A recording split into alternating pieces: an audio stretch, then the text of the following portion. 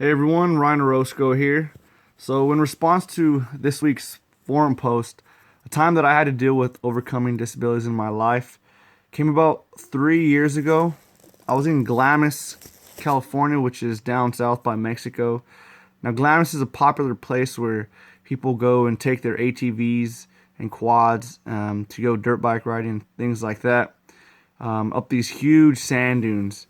And I got into a really bad ATV accident where I literally uh, flipped and landed upside down while I was on my quad and tore all the ligaments in my shoulder. And during this time, I was still wrestling as a form of exercise.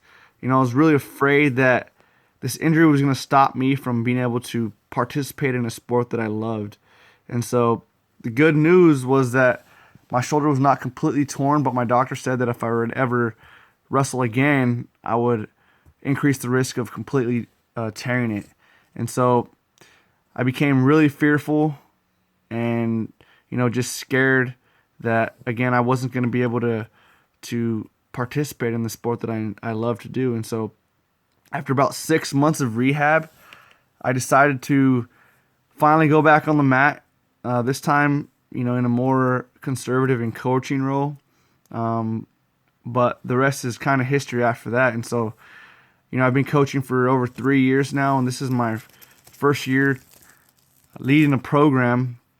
And if I would have just let my physical disability take control of my life and live out of fear, I've never continued wrestling.